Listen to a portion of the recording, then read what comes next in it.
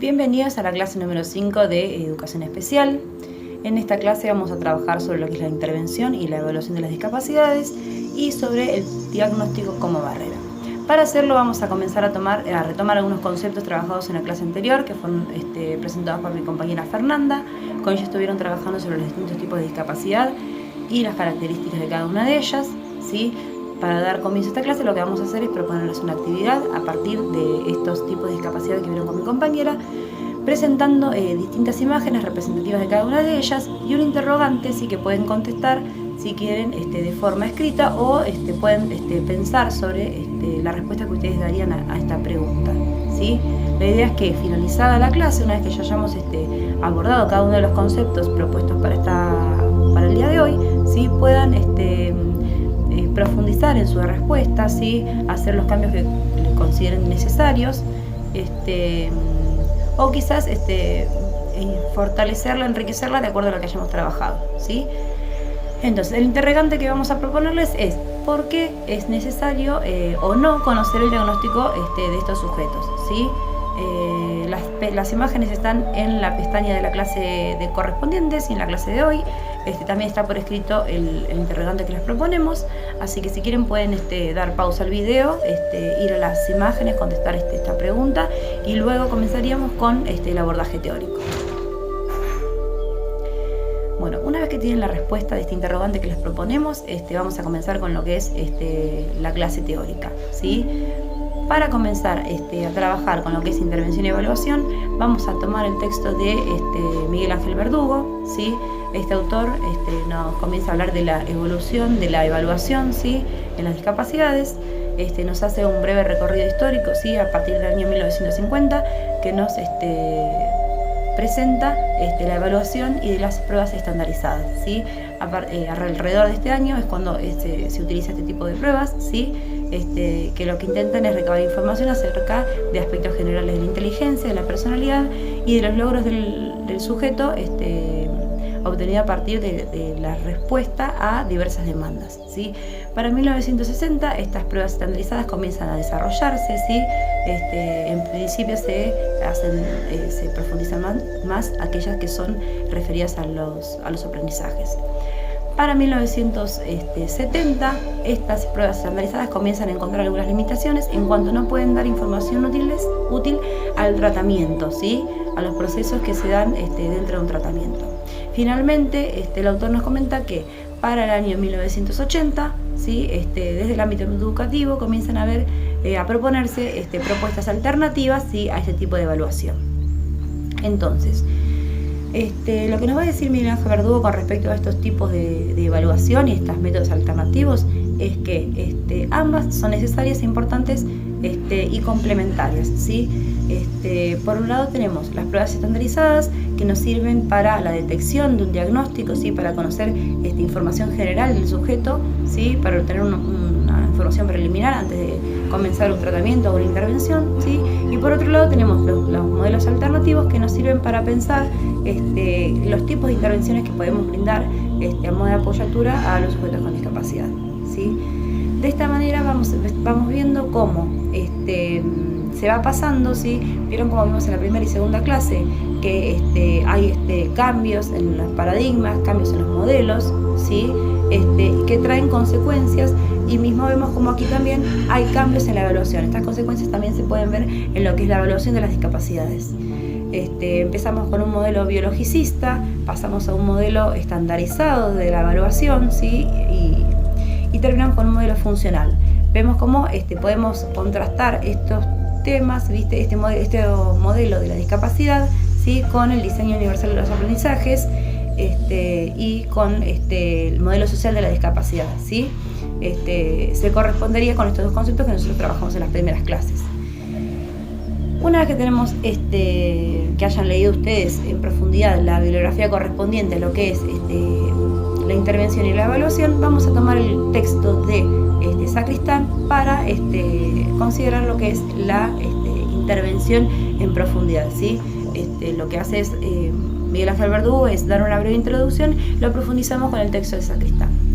Antes de comenzar a ver los conceptos puntuales de este texto, vamos a ver cómo en el inicio del texto que nos propone Sacristán nos habla sobre las necesidades educativas especiales, ¿sí?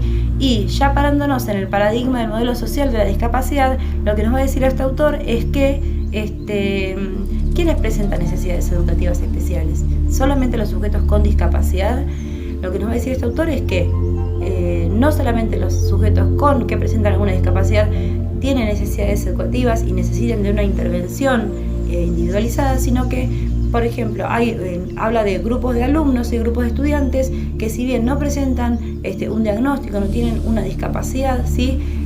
Tienen otro tipo de necesidades educativas y necesitan de intervención del educador, ¿sí? Cuando, por ejemplo, él habla de descompensaciones sociales, cuando crecen en contextos que no brindaron los estímulos necesarios, ¿sí? No hubo vínculos afectivos que acompañen el desarrollo del sujeto, crecen en contextos violentos, ¿sí? Entonces, también hablar de descompensaciones sociales y de la necesidad de la intervención y la necesidad educativa de estos sujetos también. Entonces vemos cómo no se plantea la necesidad educativa exclusiva para las personas con discapacidad, sino que hablamos, como veníamos viendo en el modelo social de la discapacidad, ¿sí?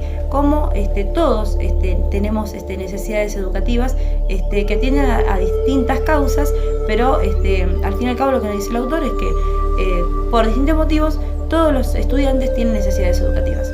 Una vez hecho esta relación, ¿no? Como para que vayamos unificando los conceptos que vinimos trabajando en las clases anteriores, vamos a comenzar con lo que Sacristán nos habla sobre las intervenciones. El autor nos propone un método de intervención, ¿sí? Enumera algunos pasos en los que, a modo de modelo, ¿no? Hace un modelo posible, ¿sí? Nosotros tenemos que tener en cuenta que, si bien hay un modelo posible a seguir de pasos secuenciados, ¿sí? Tenemos que tener en cuenta la individualidad de cada sujeto. Cada uno tiene su estilo de aprendizaje, tiene su ritmo de aprendizaje, ¿sí? Entonces, este modelo vamos a considerarlo como todo flexible, ¿sí? Porque tiene que adaptarse a la necesidad de cada persona. Entonces, nos enumera como paso 1 conocer el desarrollo del sujeto, ¿sí?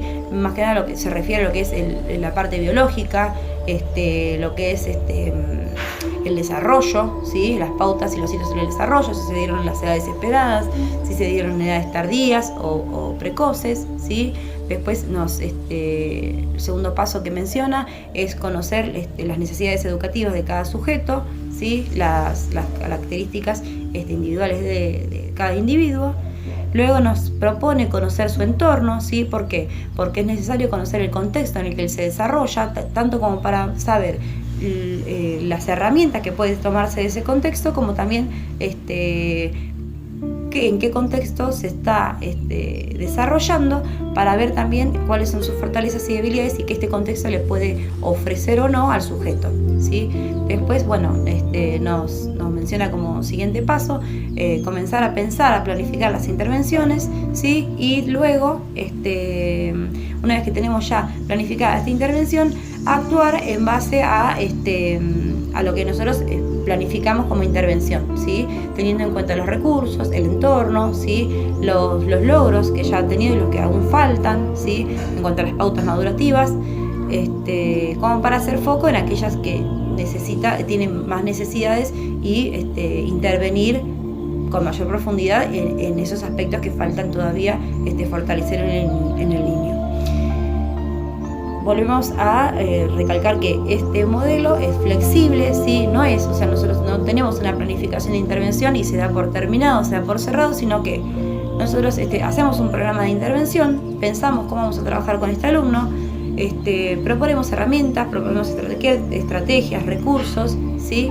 Pero tenemos que tener en cuenta que nosotros proponemos determinadas formas de trabajar. A lo largo del tratamiento o de comenzar a intervenir y a trabajar con este individuo, hay alguna herramienta que no funciona, se puede cambiar, se puede implementar más recursos, se pueden quitar aquellas que vemos que nos favorecen. Entonces, por eso siempre tenemos que hablar de que si quizás nos proponen un modelo, ¿sí? Siempre tener en cuenta la flexibilidad para a la hora de trabajar con cada sujeto, porque no tenemos que olvidarnos que cada sujeto es individual, ¿sí? Si bien pueden compartir un diagnóstico, ¿sí? Están los manuales que nos enumeran cada una de las características generales y que se pueden presentar en, por ejemplo, en un niño con diagnóstico de síndrome de Down. Van a aparecernos todas las características generales, que no significa que todas ellas se vayan a dar en todos los sujetos y que mismo que no se vayan a dar de la misma forma. Entonces, por eso es que tenemos que tener en cuenta que esto es flexible, que debe tenerse en cuenta las características individuales de cada sujeto más allá del diagnóstico, ¿sí? Bueno, continuando, ¿sí?, con lo que nos propone este autor, ¿sí?, vamos a ver qué información es importante recabar para pensar y planificar nuestra intervención, ¿sí? Primero nos va a hablar de los aspectos médicos, ¿sí?, que son útiles para tomar decisiones. No es lo mismo trabajar con un niño que es ciego de nacimiento, con un niño que sufre alguna enfermedad degenerativa y va perdiendo la visión, ¿sí?, o tiene restos visuales. Lo mismo que un niño, no es lo mismo que el niño haya nacido sordo o haya perdido de a poco la audición, ¿sí? Después nos va a hablar de la historia del niño para tener en cuenta todo lo que es el contexto en el que este chico se desarrolla, ¿sí? Como habíamos en uno de los pasos anteriores, recabar aspectos que tienen que ver con los hitos del desarrollo, como da el ejemplo el autor de que no es lo mismo un chico que comenzó a caminar, que tiene 3 años y camina inestablemente, ¿sí?, porque comenzó hace 3 meses a caminar, o un niño que comenzó a caminar a la edad esperada, sin embargo, hasta los 3 años continúa caminando de forma inestable, ¿sí? Después nos va a hablar de los aspectos pedagógicos y psicológicos, no teniendo en cuenta la medición estandarizada que hablamos hace un tiempo, ¿sí?, los parámetros en cuanto a coeficiente intelectual, sino evaluando todo aquello que tiene que ver con las fortalezas y debilidades del sujeto para ver desde dónde partimos, ¿no? Qué es lo que quizás el niño encuentra más motivador, despierta más interés en él, como para partir, ¿sí?, de ese tipo de actividades que pueden convocar al sujeto en el aprendizaje, ¿sí? Y cuáles son aquellas que al revés son sus debilidades y tenemos que hacer más foco para trabajar con el sujeto. Por último nos va a hablar de los datos personales y familiares, ¿sí?, que tiene que ver con un poco de la historia de la madre, del padre, de cómo fue el embarazo. Está un poco también relacionado con lo que son los aspectos médicos, ¿sí? Entonces, a partir de tener, ¿no?, esta información necesaria, ¿sí?, como para empezar a tener nuestra intervención, ¿sí?, quizás poder ir anotando, recabando información de acuerdo al modelo, ¿sí?, que nos propone. Podemos empezar a pensar nuestra intervención, cómo vamos a trabajar con estos sujetos con discapacidad y con aquellos que no presentan una discapacidad, porque como nos plantea este autor, necesidades educativas no son específicas o solamente del sujeto con discapacidad, ¿sí? Entonces, teniendo esta información y habiendo llevado adelante una evaluación, podemos empezar a preparar nuestros programas de trabajo con los sujetos con discapacidad, ¿sí? Para retomar algo que nos había planteado, nos proponía el primer autor que trabajamos, Miguel Ángel Verdugo. Él nos hablaba de distintas formas de evaluar, ¿sí? Nos hablaba de los test, que son test basados en la norma, y los test basados en los criterios, y los test basados en el currículum, ¿sí? Los test basados en la norma, como así lo dice el título, ¿no? Habla de una normalidad, ¿sí? Es una puntuación del sujeto, y luego esta puntuación que obtiene hace una comparación con otros sujetos de características similares, ¿sí? Nos sirve para pensar lo que es un diagnóstico, ¿sí?, para tener una información general del sujeto.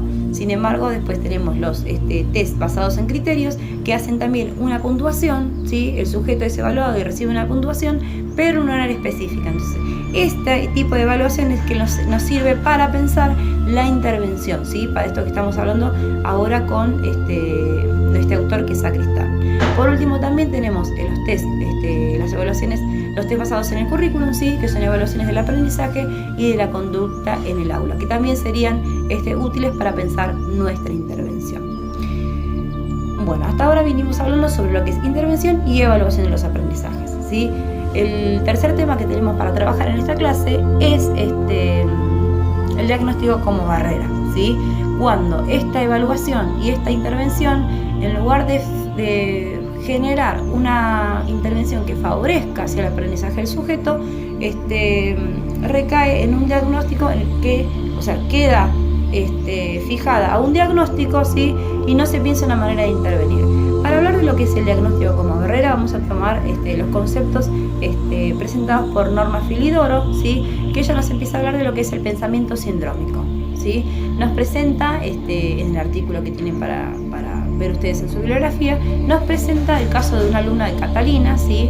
Que está en sala de 5, tiene un diagnóstico de síndrome de Down, y que durante el año la devolución que tuvo de los docentes es que iba bien con todo lo esperado para el año. Sin embargo, a fin de año, cuando toca pasar al nivel primario, le dicen que Catalina no pasaría, sino que necesitaría hacer una permanencia en sala de 5, ¿no? Ese es el caso que nos presenta Norma Filidoro como para comenzar a pensar este pensamiento sindrómico. Entonces, ¿qué es lo que pasa acá? ¿No? La familia se pregunta, ¿por qué? Si venimos bien, ¿no? Si todo, estuvo durante todo el año, me dijeron que la niña estaba aprendiendo, que iba avanzando, que estaba de acorde a los contenidos presentados, su actividad, ¿no? Porque me piden ahora que haga una permanencia, que no puede pasar a la par de sus compañeros a primer grado. Entonces, es acá cuando empezamos a ver qué es lo que pasa con ese tipo de pensamiento, ¿no? Que queda pegado a el diagnóstico, ¿sí? Y es cuando podemos ver cuando el diagnóstico se convierte en una barrera. Entonces, ¿qué es lo que pasa con ese tipo de pensamiento? No nos permite hacernos preguntas, ¿sí? Acerca de que, por ejemplo, ¿por qué Catalina no aprendió o por qué Catalina no debería pasar, ¿sí? O es conveniente o favorable quizás para ella quedarse en sala de 5. ¿Por qué? El cuestionamiento. Este tipo de pensamiento lo que nos hace es impedirnos el cuestionarnos, el impedirnos pensar una intervención posible para que Catalina pueda pasar a primer grado, pueda continuar con sus compañeros, pueda acceder quizás a los contenidos que considera su maestra, su docente, que son necesarios e indispensables para pasar a un primer grado. Entonces, este tipo de pensamiento es el que queda pegado al diagnóstico del alumno. ¿Y qué pasa? A ver, ¿qué nos dice el diagnóstico de síndrome de Down? Que los logros en el aprendizaje van a tener un desfasaje de entre 1 y 2 años. Entonces, ¿qué pasa? Catalina a la edad de 6 años no va a pasar a primer grado. Catalina, de acuerdo a su diagnóstico, va a pasar a primer grado cuando tenga 7 u 8 años. ¿Sí? ¿Por qué? Porque la característica general que dice su diagnóstico. Entonces, ¿qué pasa con los chicos en general con síndrome de Down? Tienen una discapacidad intelectual que provoca este desfasaje. Entonces, la respuesta a cualquier interrogante que nos podamos hacer sobre Catalina o sobre cualquier otra persona con un diagnóstico es su diagnóstico en sí. Entonces, ¿por qué Catalina no aprende? ¿Por qué tiene síndrome de Down? ¿Por qué Catalina no alcanza los contenidos a la parte? ¿Por qué tiene síndrome de Down? No porque quizás no se alcanza a preguntar porque la intervención no es la adecuada, porque no se brindaron las configuraciones necesarias, porque no se atiende, no se está dando atención ni respetando los tiempos de aprendizaje de cada sujeto, ¿sí? Entonces, la respuesta siempre recae en su diagnóstico, ¿sí? Entonces, esto es lo que nos impide pensar más allá, ¿sí? De la posibilidad del sujeto de aprender, y es cuando el diagnóstico se convierte en una barrera, porque no podemos ver más allá del etiquetamiento de ese sujeto. Entonces, a modo de síntesis, muy brevemente pudimos ver los distintos conceptos que se trabajan, que presentamos para esta clase, ¿sí? Les propongo que aborden, ¿sí? Lo que es la bibliografía presentada para esta materia, puedan leerla y quizás volver a ver el video que les permita decir, bueno, retomar algo que se haya dicho en este teórico y que no lo hayan tenido en cuenta a la hora de la lectura, así como para que ustedes vayan teniendo a modo de guía, ¿sí? Un pantallazo de los conceptos más importantes que queremos que trabajen en esta clase, ¿sí? Así que bueno, de esta manera damos por finalizado lo que es la clase teórica, ¿sí? Lo que les voy a proponer en última instancia es una actividad de cierre. En esta actividad lo que les vamos a proponer es que vean un fragmento de un video de Gabriela Dueñas en que nos habla sobre la medicalización de la infancia, ¿sí? La idea es que articulen, ¿sí?, el interrogante inicial, los conceptos que trabajamos en la teoría, y este video, que ustedes lleguen a una conclusión, puedan modificar o no sus respuestas iniciales en cuanto a los diagnósticos, si son necesarios o no, y relacionarlos con lo que es la medicalización en la infancia, los distintos diagnósticos. También tener en cuenta lo que hablamos hace un ratito sobre el pensamiento sindrómico, las etiquetas diagnósticas, ¿sí?, y haciendo mayor hincapié en lo que es el diagnóstico, si es favorecedor en algunos casos, en cuáles, ¿sí?, o perjudicial o innecesario de conocer para trabajar con los alumnos. Nos despedimos hasta la clase que viene. Los esperamos el lunes para comenzar con la clase número 6.